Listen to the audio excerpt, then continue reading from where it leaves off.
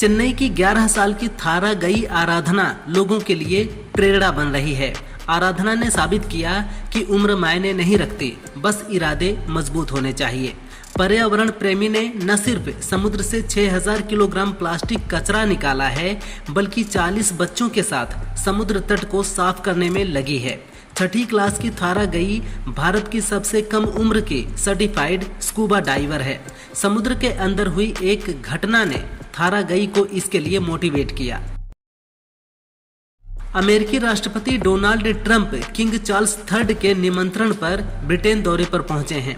Trump की इस यात्रा से ब्रिटिश सरकार को उम्मीद है कि दोनों देशों के रिश्ते और मजबूत होंगे। यात्रा के दौरान दोनों देश परमाणु और तकनीकी परियोजनाओं से जुड़े 10 अरब पाउंड के समझौतों पर हस्ताक्षर करेंगे। ट्रंप ने पत्रकारों से बात करते हुए कहा कि इस यात्रा के दौरान बहुत बड़ी डील होने वाली है। प्रधानमंत्री नरेंद्र मोदी कल 75 साल के हो गए। 2014 में पहली बार प्रधानमंत्री पद की शपथ लेने के बाद उन्होंने कई क्रांतिकारी फैसले लिए। इनमें नोटबंदी, जीएसटी, धारा 370 का निरस्तीकरण, अनुच्छेद 15 के तहत महिलाओं के लिए आरक्षण, स्वच्छ भारत अभियान, आयुष्मान भारत, जन धन योजना, मुफ्त राशन वितरण, 3 तलाक विधेयक, यूपीआई और राम मंदिर निर्माण जैसे कई महत्वपूर्ण निर्णय शामिल हैं। दशकों से नक्सलवाद के खिलाफ जारी संघर्ष में अहम मोड़ आया है। माओवादियों ने सीज फायर की इच्छा जताते हुए अस्थायी रूप से हमला रोकने की बात कही है। 15 अगस्त 2025 को जारी हुए केंद्रीय नक्सली प्रवक्ता अभय के प्रेस नोट में ये घोषणा की गई है। इसमें कहा गया है कि पार्टी 1 महीने तक हिंसा रोकने को तैयार है। बातचीत शुरू करने के लिए एक समिति बनाई जाए। ये खत महीने भर बाद सामने आया है।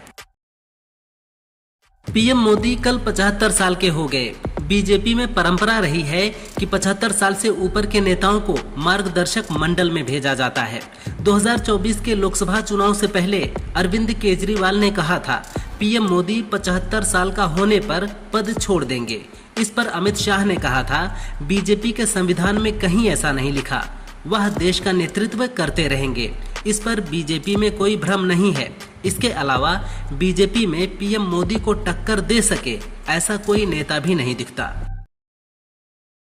यूपी की सत्ता पर 4 बार काबिज रह चुकी बसपा सुप्रीमो मायावती आगामी विधानसभा चुनाव के लिए जमीन मजबूत करने में जुटी हैं।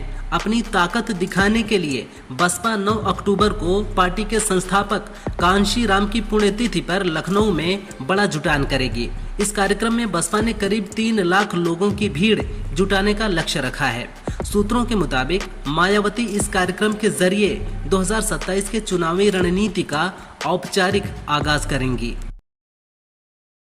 पीएम मोदी के 75वें जन्मदिन पर गृह मंत्री अमित शाह ने लिखा, बीते 4 दशकों से मोदी जी को अलग अलग दायित्वों में देख रहा हूं।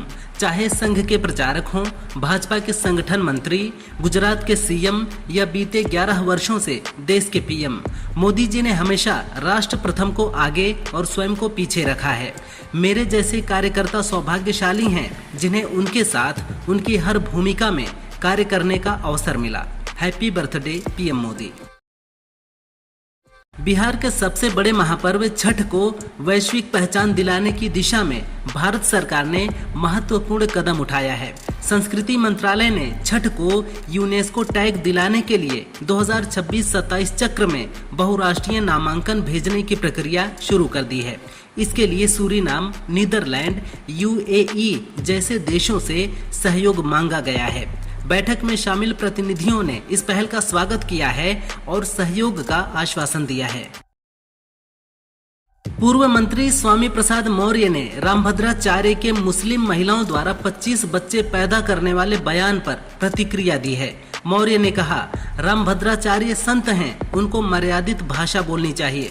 मुस्लिम महिलाएं 25 बच्चे पैदा करती हैं तो अन्य धर्म की महिलाओं को बच्चा पैदा करने से किसने रोका? रामभद्राचार्य उदाहरण देकर नाम बताएं, नहीं तो वह दिवालिया मानसिकता और पागलपन के शिकार हो चुके हैं। ईरान में पाकिस्तानी आर्मी चीफ आसिम मुनीर ने उप प्रधानमंत्री इशाक डार को कुर्सी से उठा दिया। दरअसल ईरान में एक मीटिंग के दौरान पाकिस्तान पीएम शहबाज शरीफ के पास बैठने के लिए मुनीर ने इशाक डार को कुर्सी छोड़ने का इशारा किया। इसके तुरंत बाद वह कुर्सी से उठ गए। मुनीर के इस एक्शन को सियासी ताकत के रूप में देखा जा रहा है। इस घटना का वीडियो सोशल मीडिया में तेजी से वायरल हो रहा है।